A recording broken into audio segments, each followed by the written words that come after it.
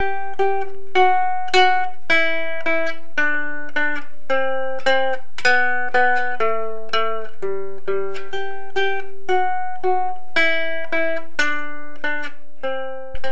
to Postmark. We have significant capabilities in data processing. However, when preparing data for a mailing, there are some routines that most all lists go through.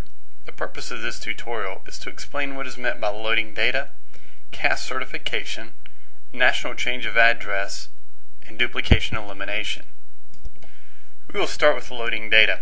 Postmark receives files in various types and formats that include text files, Excel files, Word files, Access, Microsoft Works, database format, and some other various file types.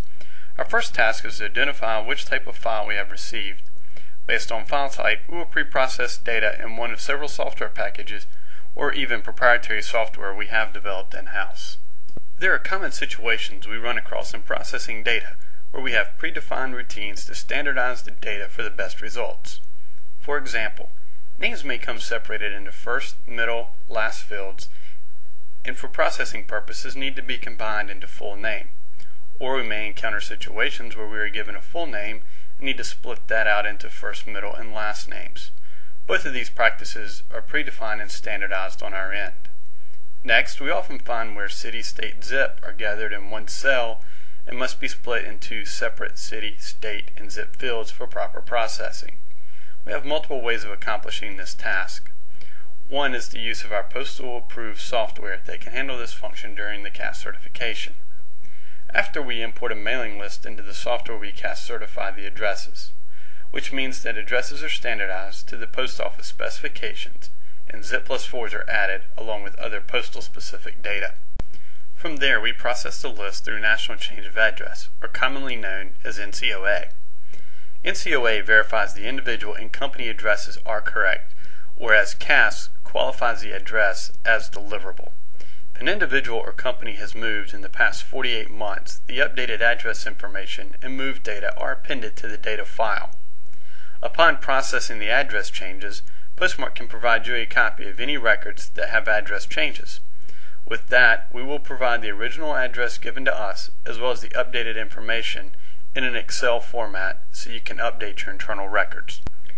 Finally, we will check your list for duplicates. That can be done in one of several ways, but we will quickly review the three most common duplicate checks. First are exact duplicates. This is where you have two records for the same person, where first and last name along with address, city, state, and zip all match. Here we will eliminate any duplicate records. Secondly, we can check for a household duplicate. This is where you have multiple names at the same address with the same last name, but a different first name. In this situation, we will eliminate duplicate records, keep one record, and change the format to the client family. The third most common duplicate check is one person per address. What is done here is only one record is kept if there are multiple listings at the same address, regardless of names associated with the addresses.